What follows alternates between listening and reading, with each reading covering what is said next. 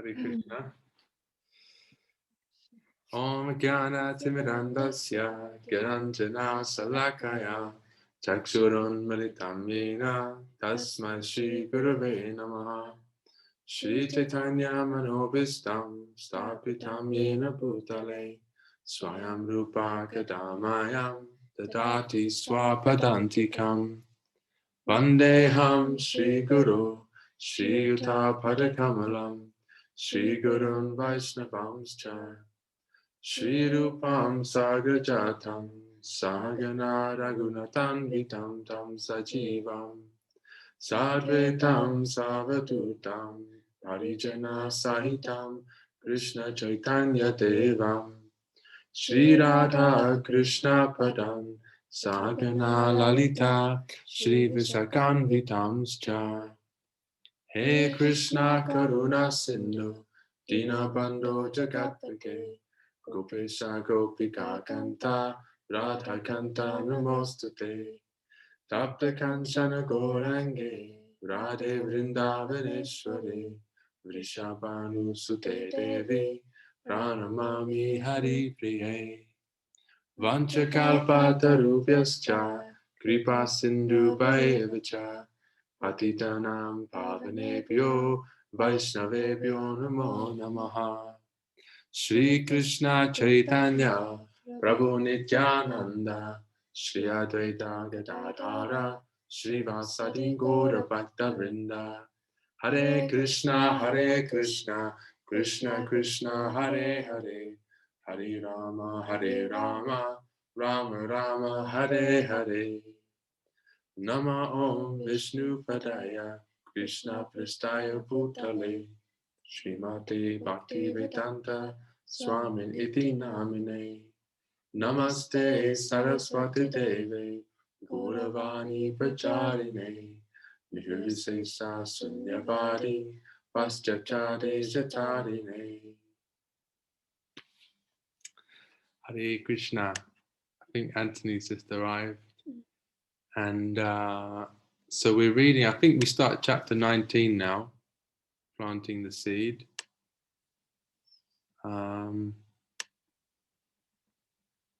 So if anyone would like to read, please go for it. I can start if you like. Jai, Hare Krishna. Planting the seed. Does what you told us this morning, Howard asked, mean we are supposed to accept the spiritual master to be God? That means he is due the same respect as God, being God's representative, Prabhupada replied calmly. Then he is not God. No, Prabhupada said, God is God. The spiritual master is his representative. Therefore, he is as good as God because he can deliver God to the sincere disciple. Is that clear? From dialogue with Hayagriva. August 1966. It was makeshift, a storefront turned temple and a two-room apartment transformed into the Guru's residence and study. But it was complete nonetheless. It was a complete monastery amid the city slums. The temple, the storefront, was quickly becoming known among the hip underground of the Lower East Side. The courtyard was a strangely peaceful place for aspiring monks, with its little garden, bird sanctuary, and trees, squeezed in between the front and rear buildings. The Swami's back room was the inner sanctum of the monastery. Each room had a flavour all its own, or rather it took on its particular character from the Swami's activities there. The temple room was his Sankirtan and lecture hall. Was his Kirtan and lecture hall. The lecture was always serious and formal, even from the beginning when there was no dais, and he had to sit on a straw mat facing a few guests. It was clear he was here to instruct, not to invite casual give and take dialogue. Questions had to wait until he's finished speaking. The audience would sit on the floor and listen for 45 minutes as he delivered the Vedic knowledge intact, always speaking on the basis of Vedic authority, quoting Sanskrit, quoting the previous spiritual masters, delivering perfect knowledge supported with reason and argument. While contending with noises of the street, he lectured with exacting scholarship and deeply committed devotion. It appeared that he had long ago mastered all the references and conclusions of his predecessors and had even come to anticipate all intellectual challenges. He also held kirtans in the storefront. Like the lectures, the kirtans were serious, but they were not so formal. Prabhupada was lenient during kirtan. Visitors would bring harmoniums, wooden flutes, guitars, and they would follow the melody or create their own improvisations. Someone bought an old string bass and bow, and an inspired guest could always pick up the bow and play along. Some of the boys had found the innards of an upright piano waiting on the curb with someone's garbage, and they had brought it to the temple and placed it near the entrance. During a kirtan, freewheeling guests would run their hands over the wires, creating strange vibrations. Robert Nelson, several weeks back, had bought a large cymbal that now hung from the ceiling, dangling close by the Swami's dais. But there was a limit to the extravagance. Sometimes when a newcomer picked up the cartels and played them in a beat other than the standard 1, 2, 3, Swamiji would ask one of the boys to correct him, even at the risk of offending the guest. Prabhupada led the chanting and drummed with one hand on a small bongo. Even on this little bongo drum, he played Bengali mridanga rhythms, so interesting that a local conga drummer used to come just to hear. The Swami gets in some good licks. The Swami's kirtans were a new high, and the boys would glance at each other with widening eyes and shaking heads as they responded to his chanting, comparing it to their previous jug experiences and signaling each other favorably. This is great, it's better than LSD. Hey man, I'm really getting high on this. And Prabhupada encouraged their newfound intoxication. As maestro of these kirtans, he was also acting expertly as guru. Lord Chaitanya had said, there are no hard and fast rules for chanting the holy name, and Prabhupada brought the chanting to the Lower East Side just that way, a kindergarten of spiritual life, he once called the temple. Here he taught the ABCs of Krishna consciousness, lecturing from Bhagavad Gita and leading the group chanting of Hare Krishna. Sometimes after the final kirtan, he would invite those who were interested to join him for further talks in his apartment. In the back room of his apartment, Prabhupada was usually alone, especially in the early morning hours, 2, 3, and 4 a.m., when almost no one else was awake. In these early hours, his room was silent, and he worked alone in the intimacy of his relationship with Krishna. He would sit on the floor behind his suitcase desk, worshipping Krishna by typing the translations and purports of his Srimad Bhagavatam. Does anyone else want to read?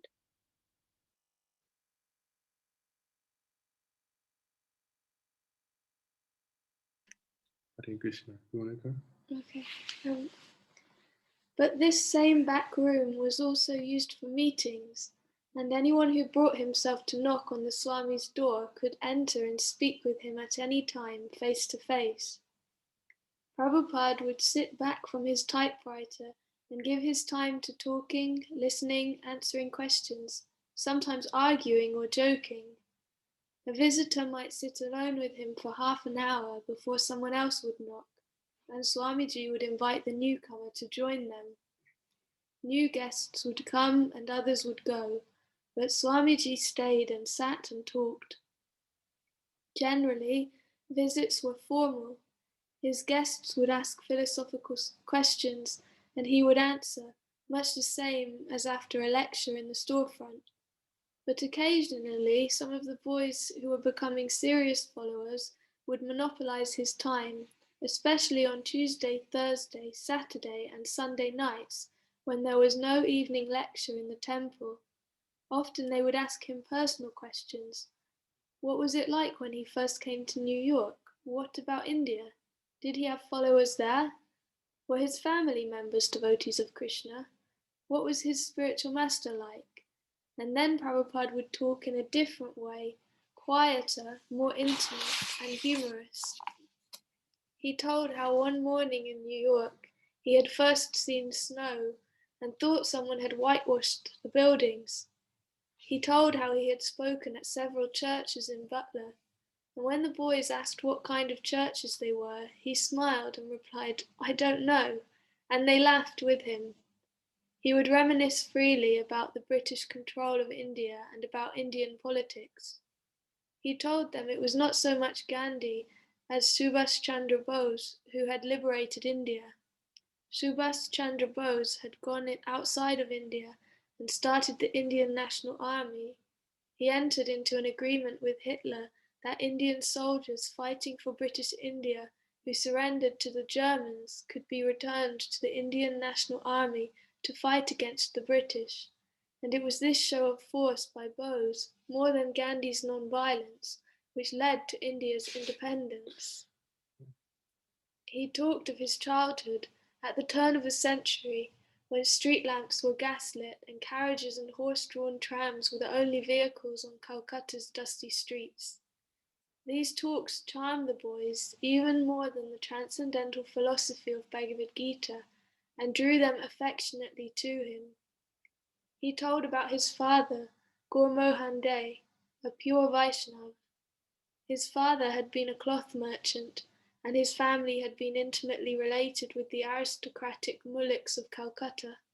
The Muliks had a deity of Krishna, and Prabhupada's father had given him a deity to worship as a child.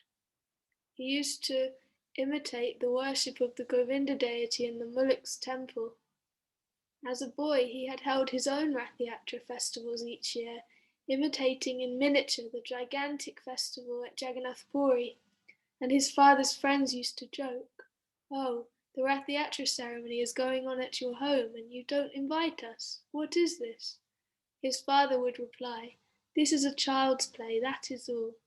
But the neighbours said, "Oh, child's play? You are avoiding us by saying it's for children." Prabhupada fondly remembered his father, who had never wanted to be a worldly man, who had given him lessons in Mridanga, and who had prayed to visiting sadhus that one day the boy would grow up to be a devotee of Radharani. One night he told how he had met his spiritual master. He told how he had begun his own chemical business, but had left home and in 1959 had taken sannyas. The boys were interested, but so ignorant of the things Prabhupada was talking about, that at the mention of a word like Madanga or sannyasi, they would have to ask what it meant, and he would go on conversational tangents describing Indian spices, Indian drums, even Indian women. And whatever he spoke about, he would eventually shine upon it the light of the Shastra. He did not ration out such talk, but gave it out abundantly by the hour, day after day, as long as there was a real live inquirer. At noon, in the front room, became a dining hall, and in the evenings a place of intimate worship. Prabhupada had kept the room with its 12-foot square hardwood parquet floor clean and bare. The solitary coffee table against the wall between the two courtyard windows was the only furniture. Daily at noon, a dozen men were now taking lunch here with him. The meal was cooked by Keith, who spent the whole morning in the kitchen. At first, Keith had cooked only for the Swami. He had mastered the art of cooking dal, rice and sabji in the Swami's 3-tiered boiler, and usually there had been enough for 1 or 2 guests as well. But soon more guests had begun to gather, and Prabhupada had told Keith to increase the quantity, abandoning the small 3-tiered cooker until he was cooking for a dozen hungry men. Boarders, Raphael and Don, though not so interested in the Swami's talk, would arrive punctually each day for prasadam, usually with a friend or two who had wandered into the storefront. Steve would drop by from his job at the welfare office. The Mott Street group would come, and there were others. The kitchen was stocked with standard Indian spices, fresh chilies, fresh ginger root, whole cumin seeds, turmeric, and asafoetida. Keith mastered the basic cooking techniques and passed them on to Chuck, who became his assistant.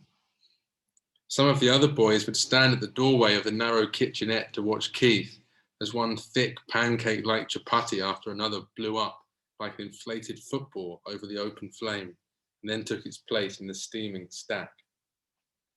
While the fine basmati rice boiled to a moist, fluffy white finish and the sabji simmered, the noon cooking would climax with the chaunts. Keith prepared the chaunts exactly as Swamiji had shown him.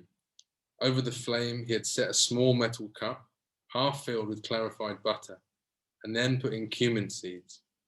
When the seeds turned almost black, he added chilies, and as the chilies blackened, a choking smoke began to pour from the cup. Now, the chaunts was ready. With his cook's tongs, Keith lifted the cup, its boiling, crackling mixture fuming like a sorcerer's kettle, and brought it to the edge of the pot of boiling dal. He opened the tight cover slightly, dumped the boiling chaunts into the dal with a flick of his wrist, and immediately replaced the lid. Pow!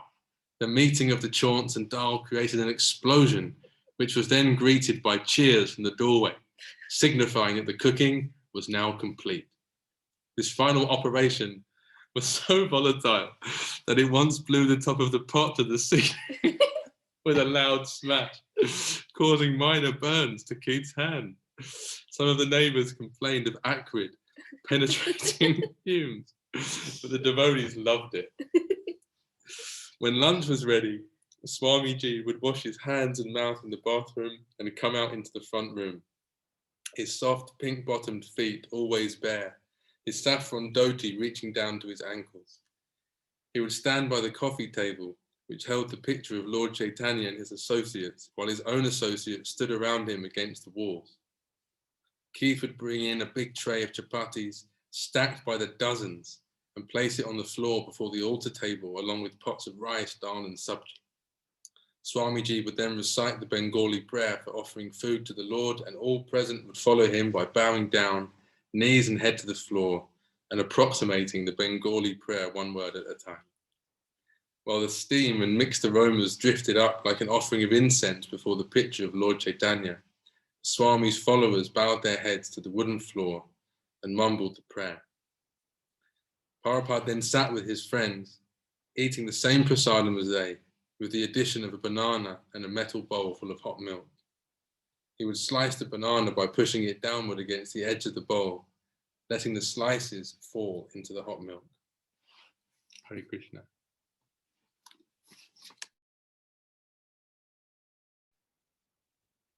Prabhupada's open decree that everyone should eat as much prasadam as possible created a humorous mood and a family feeling.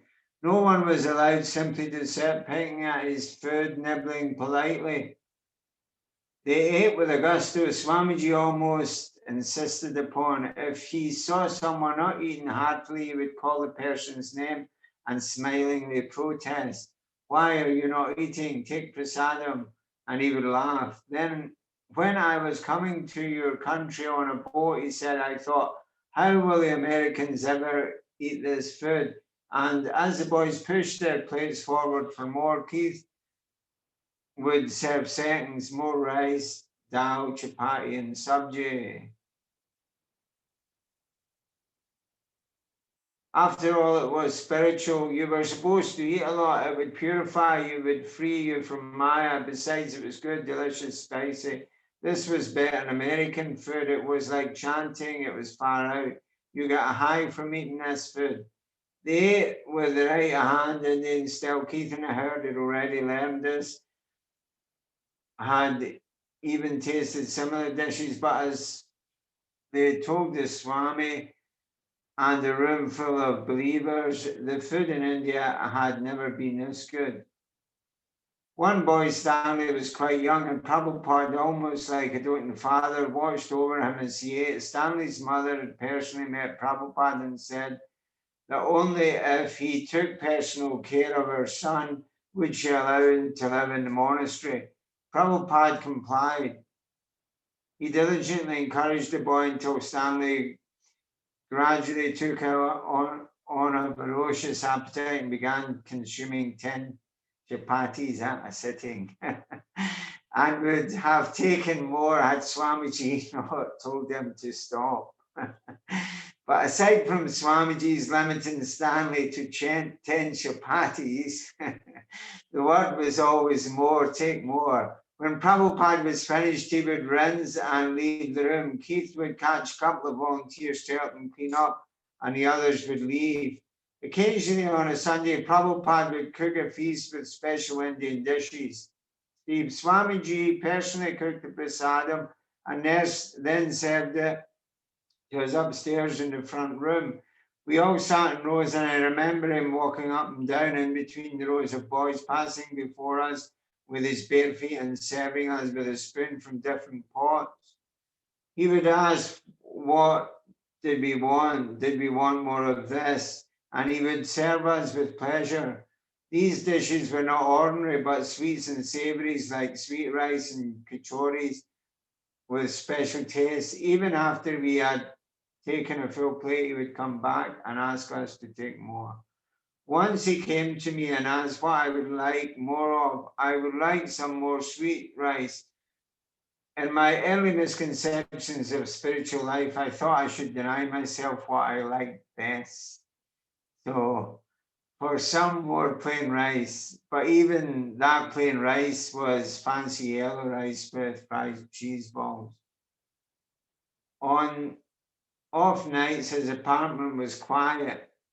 He might remain alone for a whole evening, typing and translating Srimad Bhagavatam or talking in a relaxed atmosphere, just to one or two of the guests until 10. But on meeting nights, Monday, Wednesday, and Friday, there was an activity in every room of the apartment. He wasn't alone anymore. His followers were helping him, and they shared in the spirit of trying to get people to chant Hare Krishna and hear of Krishna consciousness. In the back room, he worked on his translation of the Bhagavatam or spoke with guests up until 6, when he would go to take his bath. Sometimes he would have to wait until the bathroom was free. He had introduced his young followers to the practice of taking 2 baths a day, and now he was sometimes inconvenienced by having to share his bathroom. After his bath, he would come into the front room where his assembled followers would sit around him. He would sit on a mat facing his picture of the Panchatattva, and after putting a few drops of water in his left palm from a small metal spoon and bowl, he would rub a lump of Vrindavan clay in the water, making a wet paste.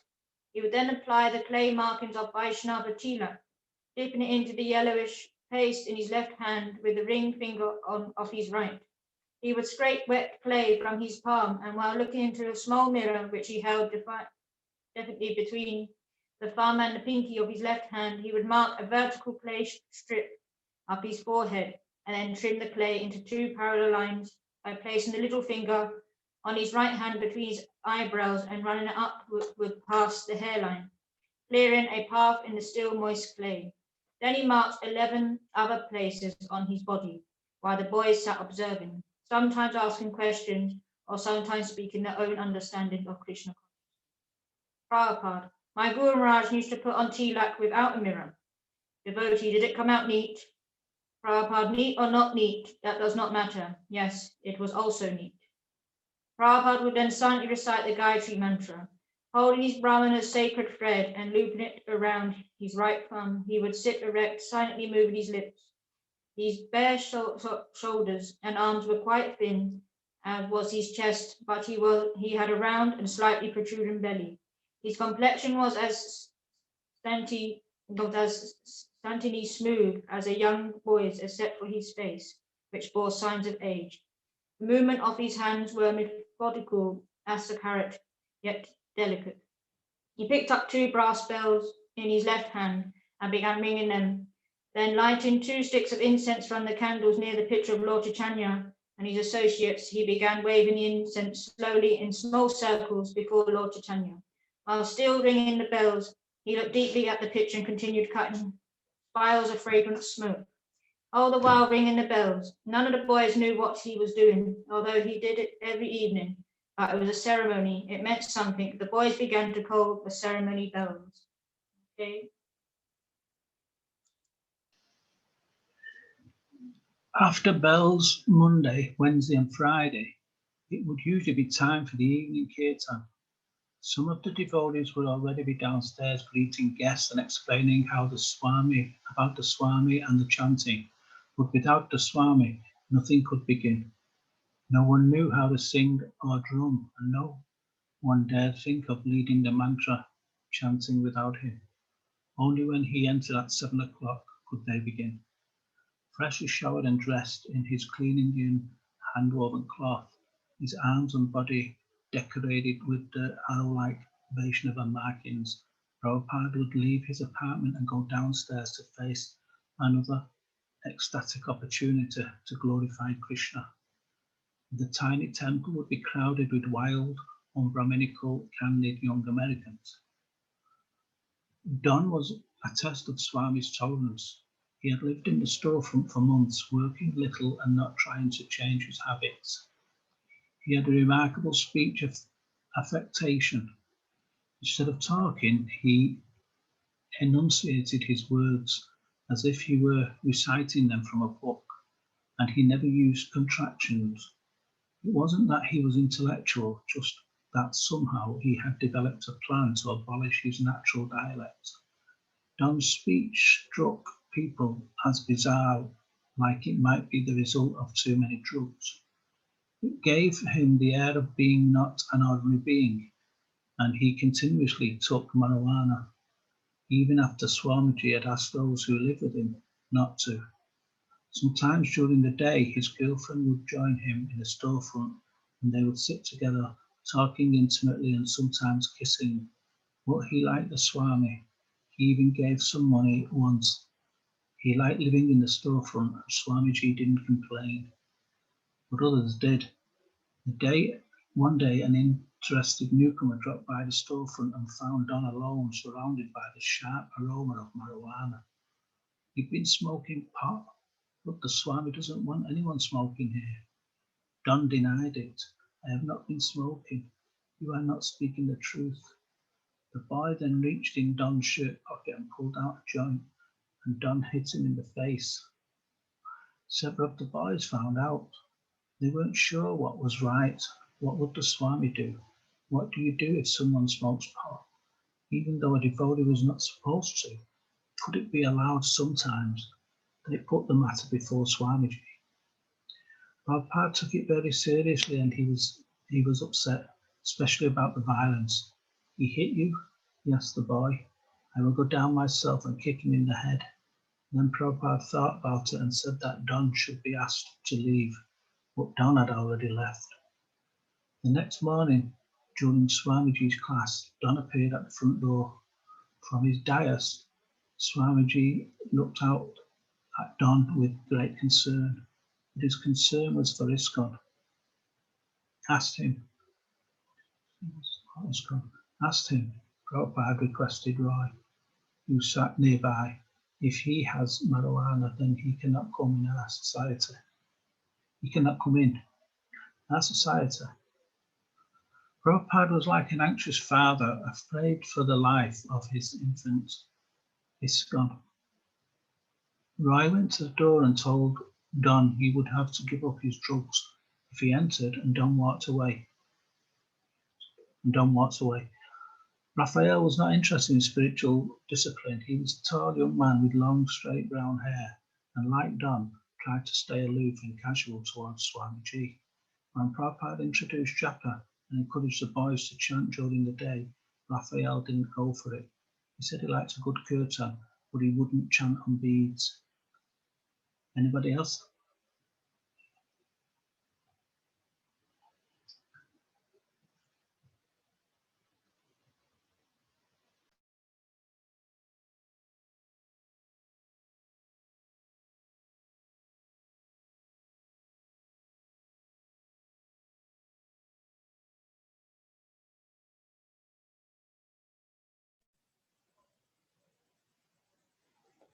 Okay. One time, Swamiji was locked out of his apartment, and the boys had to break the lock. Swamiji asked Raphael to replace it. Days went by. Raphael would sit in the storefront reading Rambo. He could wander around town, but he couldn't find time to fix the lock. One evening, he dropped by the Swamiji's apartment, opened the lockless door, and made his way to the back room. where some boys were sitting, listening to Swamiji speak informally about Krishna consciousness. Suddenly, Raphael spoke up, expressing his doubts and revealing his distracted mind. As for me, he said, I don't know what's happening. I don't know whether a brass band is playing or what the heck is going on. Some of the devotees tensed. He had interrupted their devotional mood. Raphael is very candid, Swamiji replied, smiling, as if to explain his son's behavior to the others. Raphael finally fixed the lock, but one day, after a lecture, he approached the Swami, stood beside the dais, and spoke up, exasperated, impatient. I am not meant to sit in a temple and chant on beads. My father was a boxer. I am meant to run on the beach and breathe in big breaths of air. Raphael went on, gesticulating and voicing his familiar complaints, things he would rather do than take up Krishna consciousness. Suddenly, Prabhupada interrupted him in a loud voice. Then do it, do it. Raphael shrank away, but he stayed. Bill Epstein took pride in his relationship with the Swami. It was honest. Although he helped the Swami by telling people about him and sending them up to see him in his apartment, he felt the Swami knew he'd never become a serious follower. Nor did Bill ever mislead himself into thinking he would ever be serious. But Prabhupada wasn't content with Bill's take-it-or-leave-it attitude. When Bill would finally show up at the storefront again after spending some days at a friend's place, only to fall asleep with a blanket wrapped over his head during the lecture, Prabhupada would just start shouting so loud that Bill couldn't sleep. Sometimes Bill would ask a challenging question, and Prabhupada would answer and then say, Are you satisfied? And Bill would look up dreamily and answer, No. Then Prabhupada would answer it again more fully and say louder, Are you satisfied? And again Bill would say no. This would go on until Bill would have to give in. Yes, yes, I'm satisfied. But Bill was the first person to get up and dance during a kirtan in the storefront. Some of the other boys thought he looked like he was dancing in an egotistical, narcissistic way, even though his arms were outstretched in a facsimile of the pictures of Lord Chaitanya. But when Swamiji saw Bill dancing like that, he looked at Bill with wide open eyes and feelingly expressed appreciation. Bill is dancing just like Lord Chaitanya. Bill sometimes returned from his wanderings with money, and although it was not very much, he would give it to the Swamiji. He'd like to sleep at the storefront and spend the day on the street, returning for lunch or kirtan, or a place to sleep. He used to leave in the morning and go looking for cigarettes on the ground. To Bill, the Swami was part of the hip movement, and had thus earned a place of respect in his eyes as a genuine person. Bill objected when the boys introduced signs of reverential worship towards the Swami, starting with their giving him an elevated seat in the temple. And as the boys who lived with the Swami gradually began to show enthusiasm, competition, and even rivalry among themselves, Bill turned from it in disgust. He allowed that he would go on just helping the Swami in his own way, and he knew that the Swami appreciated whatever he did, so he wanted to leave it at that. Carl Jurgens had helped Prabhupada in times of need. He had helped with the legal work of incorporating ISKCON, signed the ISKCON charter as a trustee, and even opened his home to Swamiji when David had driven him from the Bowery loft. But those days when he and Ava had shared their apartment with him had created a tension that had never left. He liked the Swami, he respected him as a genuine sannyasi from India, but he didn't accept the conclusions of the philosophy. The talk about Krishna and the soul was fine, but the idea of giving up drugs and sex was carrying on a little too far. Now Prabhupada was settled in his new place, and Carl decided that he had done his part to help and was no longer needed. Although he had helped Prabhupada incorporate his International Society for Krishna Consciousness, he didn't want to join it. Carl found the Second Avenue kirtans too public, not like the more intimate atmosphere he had enjoyed with the Swami on the Bowery.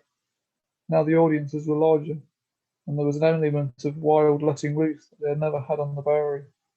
Like some of the other old associates, Carl felt sheepish and reluctant to join in. In comparison to the Second Avenue street scene, the old meetings in the fourth floor Bowery loft had seemed more mystical, like secluded meditation. Carol Baker also preferred a more sedate kirtan.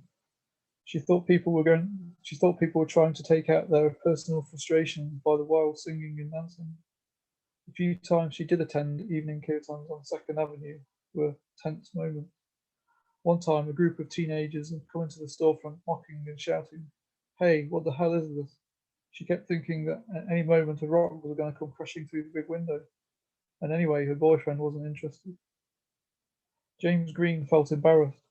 He saw that most of the new men were making a serious commitment to the Swami, whereas he could not. He had no bad feeling towards the Swami and his new movement, but he preferred to live alone. Robert Nelson, Prabhupada's old uptown friend, never deviated in his good feelings to Prabhupada, but he always went along in his own natural way and never adopted any serious disciplines. Somehow, almost all those who had helped Prabhupada uptown and on the Bowery did not want to go further once he began a spiritual organization, which happened almost immediately after he moved into 26 2nd Avenue. New people were coming forward to assist him, and Carl, James, Carol, and others like them felt that they were being replaced and that their obligation towards the Swami was ending. It was a kind of changing of the guard. Although the members of the old guard were still his well-wishers, they began to drift away. You want to take over?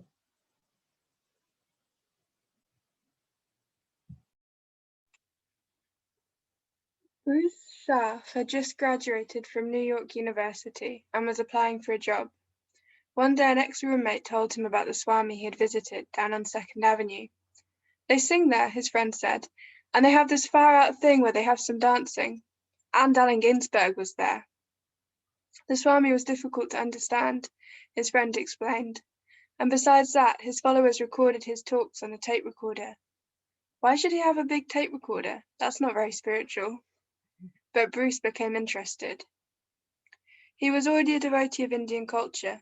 4 years ago, when he was barely 20, Bruce had worked during the summer as a steward aboard an American freighter and gone to India, where he had visited temples, bought pictures of Shiva and Ganesh and books on Gandhi, and felt as if he were part of the culture. When he returned to NYU, he read more about India and wrote a paper on Gandhi for his history course. He would eat in Indian restaurants and attend Indian films and music recitals, and he was reading the Bhagavad Gita. He had even given up eating meat. He had plans of returning to India, taking some advanced college courses, and then coming back to America to teach Eastern religions. But in the meantime, he was experimenting with LSD. Chuck Barnett was 18 years old. His divorced mother had recently moved to Greenwich Village, where she was studying psychology at NYU. Chuck had moved out of his mother's apartment to one on 12th Street on the Lower East Side, in the neighborhood of Allen Ginsberg and other hip poets and musicians. He was a progressive jazz flutist who worked with several professional groups in the city. He had been practicing Hatha Yoga for 6 years and had recently been experimenting with LSD. He would have visions of lotuses and concentric circles, but after coming down, he would become more involved than ever in sensuality. A close friend of Chuck's had suddenly gone homosexual that summer, leaving Chuck disgusted and cynical. Someone told Chuck that an Indian Swami was staying downtown on 2nd Avenue, and so he came one day in August to the window of former Matchless Gifts store.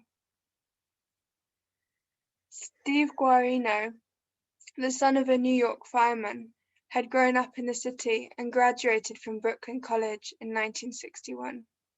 Influenced by his father, he had gone into the Navy, where he had tolerated 2 years of military routine, always waiting for the day he would be free to join his friends on the Lower East Side. Finally, a few months after the death of President Kennedy, he had been honorably discharged. Without so much as paying a visit to his parents, he had headed straight for the Lower East Side, which by then appeared vividly within his mind to be the most mystical place in the world. He was writing stories and short novels under the literary influence of Franz Kafka and others, and he began to take LSD to search and experiment with consciousness. A Love Supreme, a record by John Coltrane, the jazz musician, encouraged Steve to think that God actually existed. Just to make enough money to live, Steve had taken a job with the welfare office.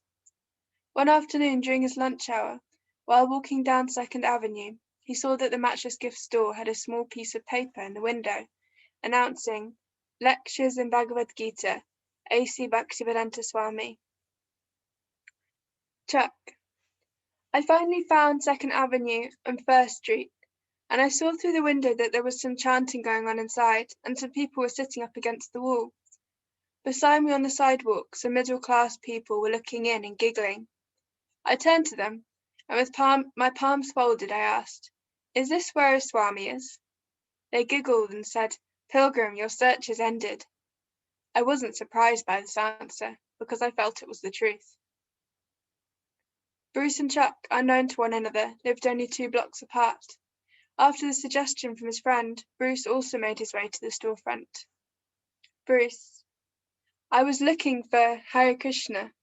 I had left my apartment and had walked over to Avenue B when I decided to walk all the way to Houston Street. When I came to 1st Street, I turned right, and then walking along 1st Street, came to 2nd Avenue. All along 1st Street, I was seeing these Puerto Rican grocery stores, and then there was one of those churches where everyone was standing up, singing loudly and playing tambourines. Then as I walked further along 1st Street, I had the feeling that I was leaving the world, like when you're going to the airport to catch a plane. I thought, now I'm leaving a part of me behind, and I'm going to something new. But when I got over to 2nd Avenue, I couldn't find Hare Krishna. There was a gas station, and then I walked past a little storefront, but the only sign was one that said Matchless Gifts. Then I walked back again past the store, and in the window I saw a black and white sign announcing a Bhagavad Gita lecture.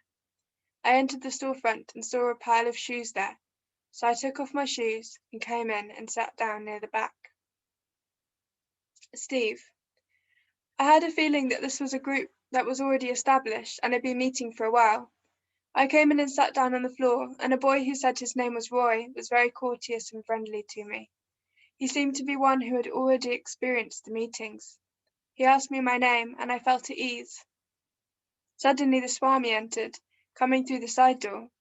He was wearing a saffron dhoti, but no shirt, just a piece of cloth like a long sash, tied in a knot across his right shoulder and leaving his arms, his left shoulder, and part of his chest bare. When I saw him, I thought of the Buddha. Bruce. There were about 15 people sitting on the floor. One man with a big beard sat up by the front on the right-hand side, leaning up against the wall. After some time, the door on the opposite side opened, and in walked the Swami. When he came in, he turned his head to see who was in his audience, and then he stared right at me. Our eyes met. It was as if he was studying me. In my mind, it was like a photograph was being taken of Swamiji looking at me for the first time. There was a pause. Then he very gracefully got up on the dais and sat down and took out a pair of hand cymbals and began a kirtan. The kirtan was the thing that most affected me. It was the best music I'd ever heard, and it had meaning. You could actually concentrate on it, and it gave you some joy to repeat the words Hare Krishna. I immediately accepted it as a spiritual practice.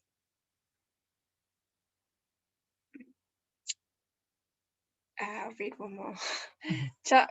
I entered the storefront, and sitting on a grass mat on the hard floor was a person who seemed at first to be neither male nor female, but when he looked at me I couldn't even look him straight in the eyes, they were so brilliant and glistening. His skin was golden with rosy cheeks, and he had large ears that framed his face. He had 3 strands of beads, one which was at his neck, one a little longer, and the other down on his chest. He had a long forehead which rose above his shining eyes, and there were many furrows in his brow. His arms were slender and long. His mouth was rich and full, and very dark and red and smiling, and his teeth were brighter than his eyes. He sat in a cross-legged position that I had never seen before in any yoga book, and had never seen any yogi perform.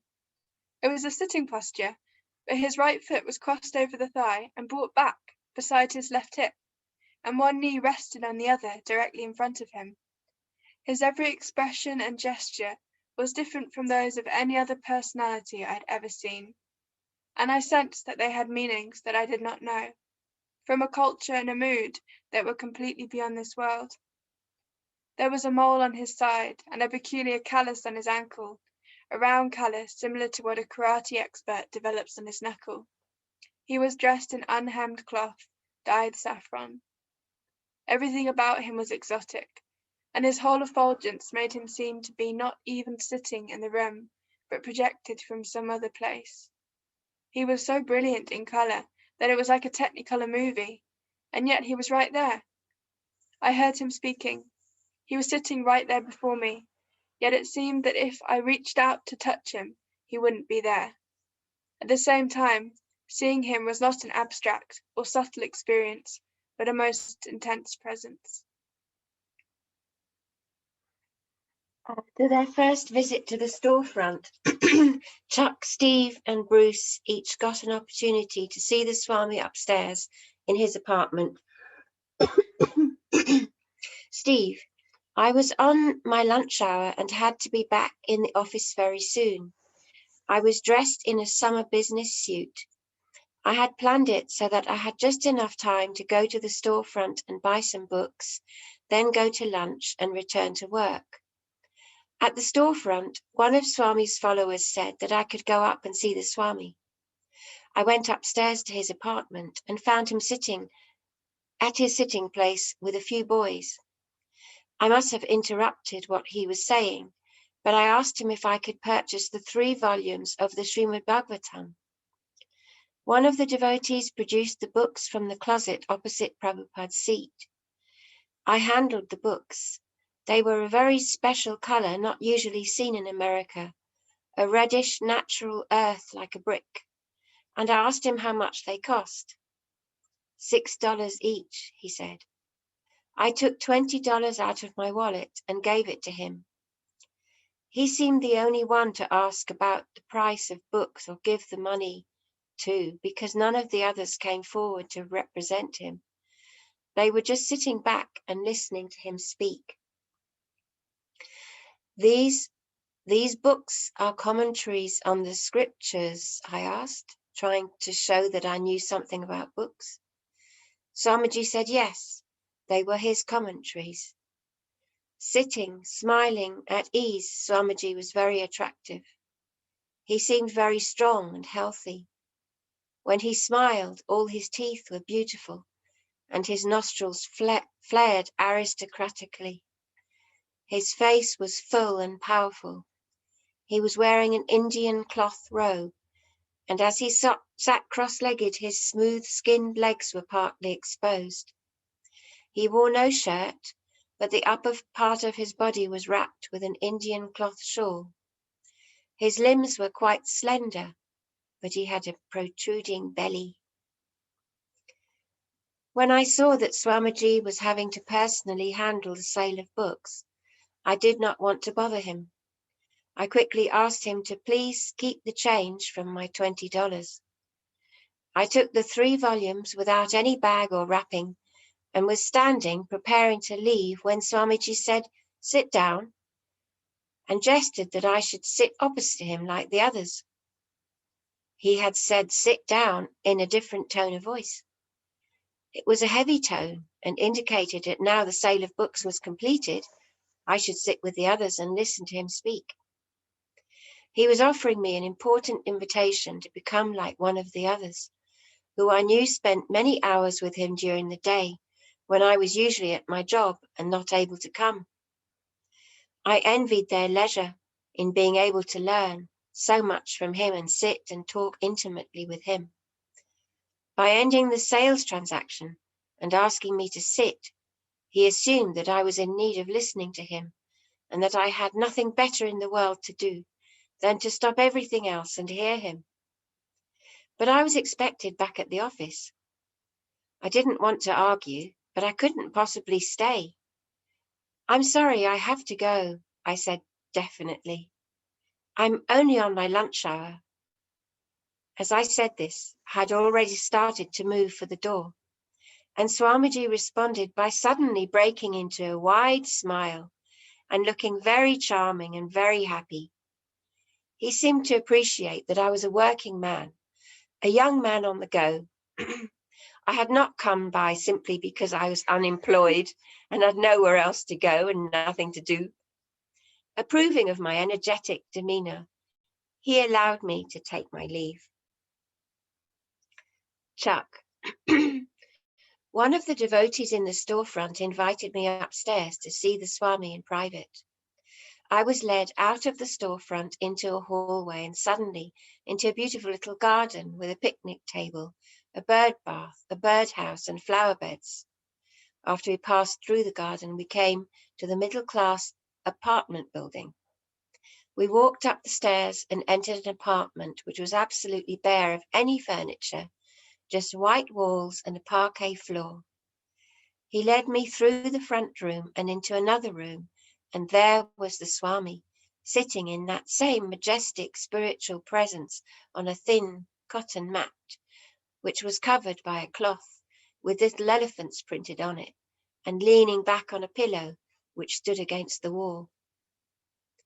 One night, Bruce walked home with Wally, and he told Wally about his interest in going to India and becoming a professor of Oriental literature. Why go to India? Wally asked. India has come here. Swamiji is teaching us these authentic things. Why go to India?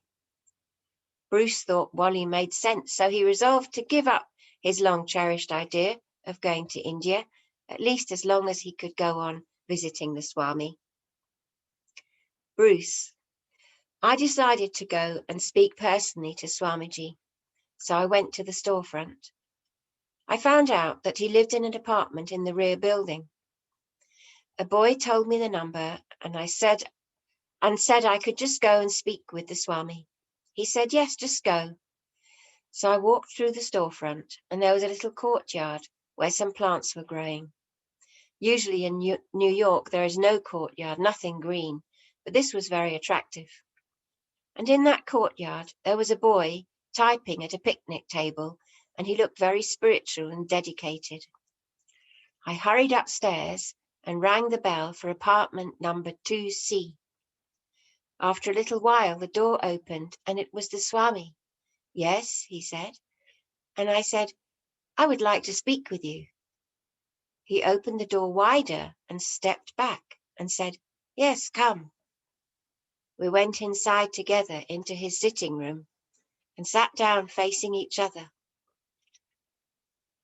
He sat behind his metal trunk desk on a very thin mat, which was covered with a woolen blanket-like cover that had frazzled ends and elephants decorating it. He asked me my name, and I told him it was Bruce. And then he remarked, in India during the British period, there was one Lord Bruce. And he said something about Lord Bruce being a general and engaging in some campaigns. I felt that I had to talk to the Swami, to tell him my story, and I actually found him interested to listen. It was very intimate sitting with him in his apartment, and he was actually wanting to hear about me. While we were talking, he looked up past me, high on the wall, behind me, and he was talking about Lord Chaitanya. The way he looked up, he was obviously looking at some picture or something, but with an expression of deep love in his eyes. I turned around to see what had made him look like that.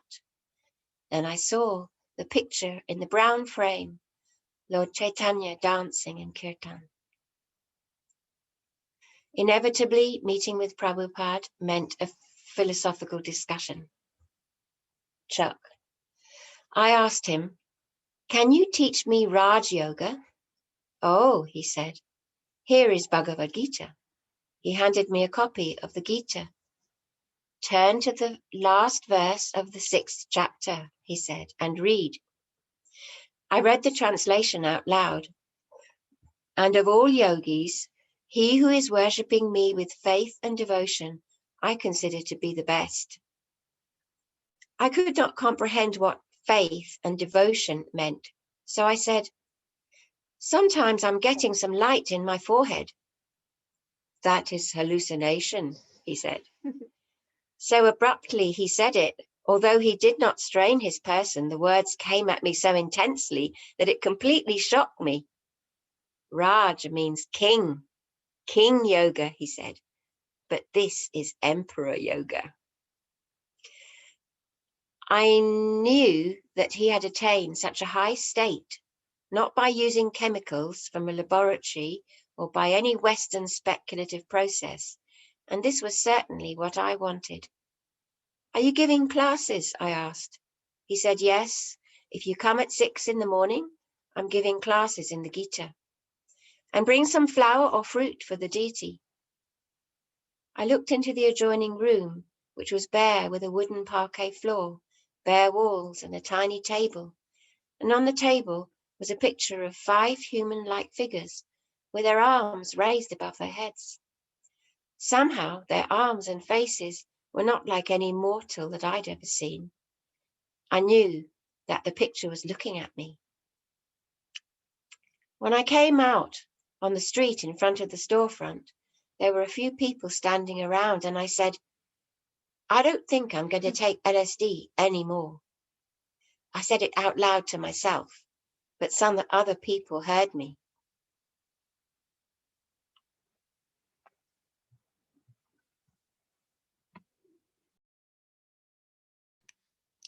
Okay. Hare Hare Krishna. Krishna. Thank you, everybody, for reading. That was amazing. Yeah, we've got some time for reflections or comments if anyone has any. It was very nice tonight.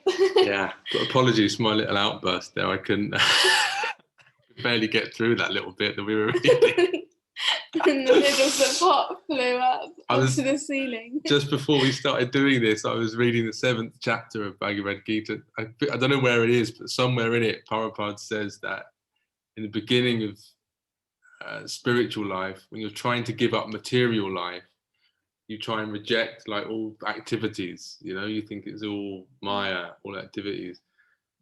But then gradually as you progress, you learn that there are spiritual activities, and these spiritual activities is called devotional service. He said that's when you start to make some advancement. There's actually activities.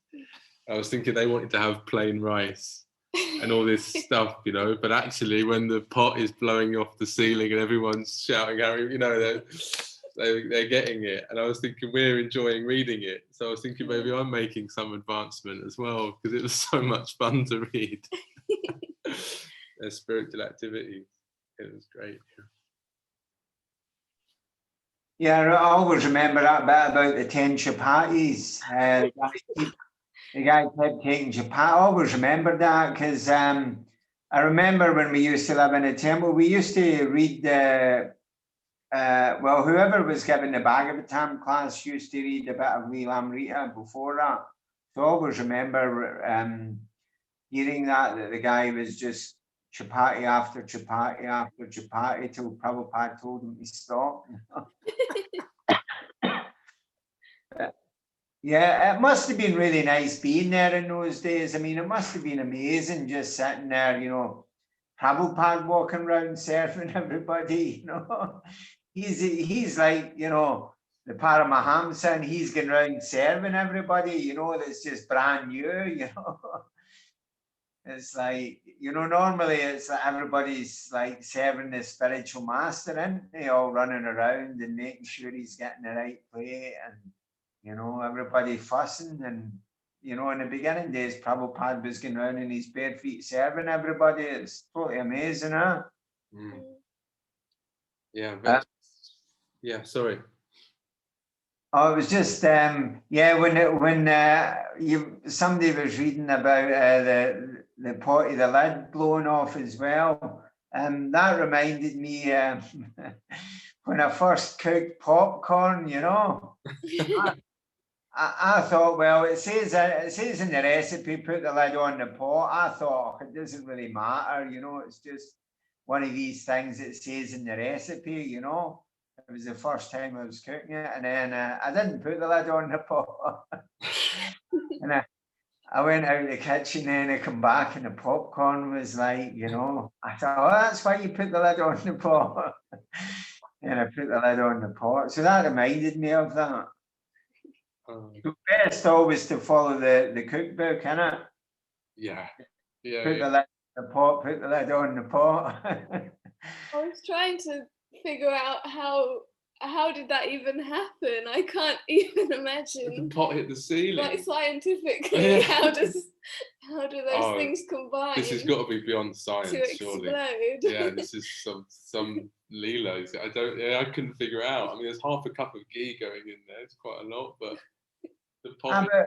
When you make a choice, when you make a chance and add it to a dal, it does kind of like. It splatters a bit.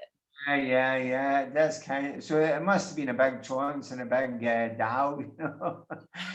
It's like super powerful chance, you know. Potent. Oh, Hare Krishna. Yeah. I don't know if anybody else had anything they wanted to add.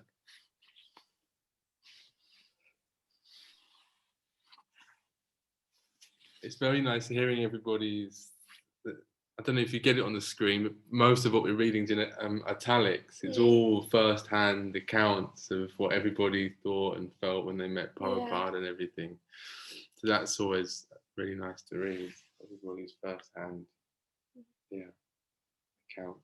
I like that bit when they were laughing and they said, "Oh, pilgrim, your journey is over." Yeah. And he was like, he just took it at face value. It was like, okay, yeah, that was really nice. There's just this whole like transcendental, thing going on, where there's just everything is very deep and yeah. It was nice when the boys were asking Prabhupada more about himself and his life and about India, and it said that that kind of drew them in, that having that intimate personal relationship with Prabhupada drew them in even more so than the philosophy.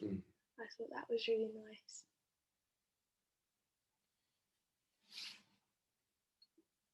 Sorry. Okay.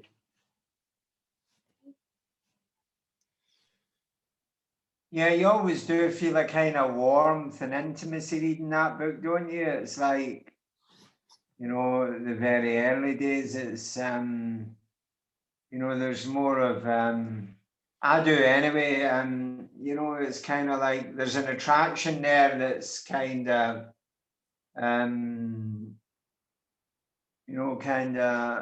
just warm, intimate, sort of natural, rather than, I mean, the principles are very good and the lifestyle, the regulated lifestyle is all very good and it helps a lot and everything, the clean living and everything. But I mean, you really need some, the warmth there as well, and, the intimacy and, Prabhupada's love as well, for others. I mean, it does touch the heart, doesn't it? It's like, it's very, very attractive, because, it's not every morning I want to get up at 4 o'clock, but, there's a reason in there. There's a reason. There's a higher, there's a higher sort of goal. There's the higher mood of,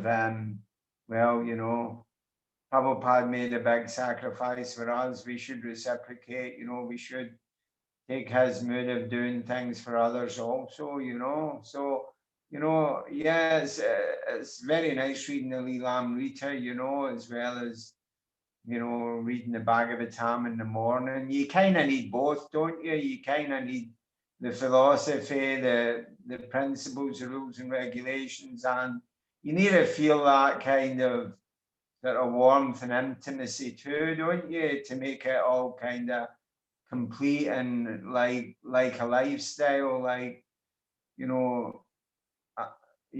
just like that, Someone told me once, Prabhupada said that if you want people to do things for you, get them to love you.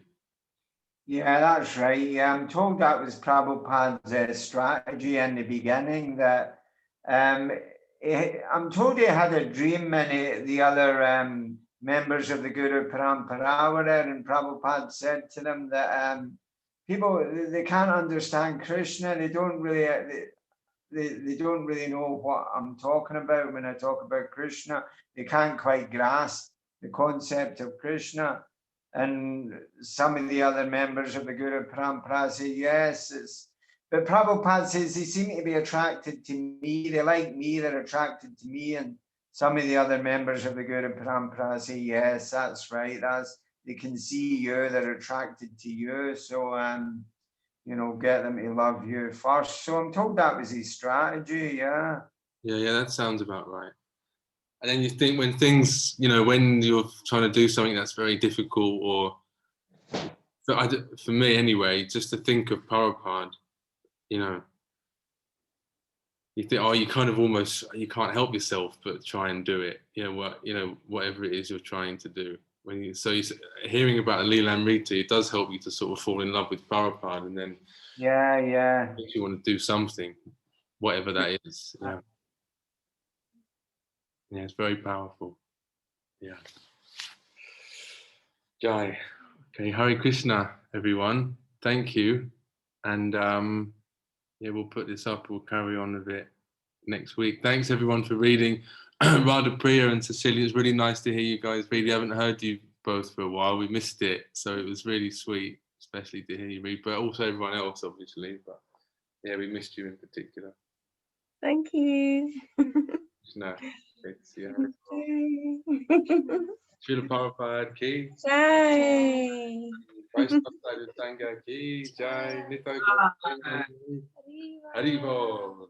Jai. Hare Krishna. Hare Krishna. See everybody next time. Haribol. Bye.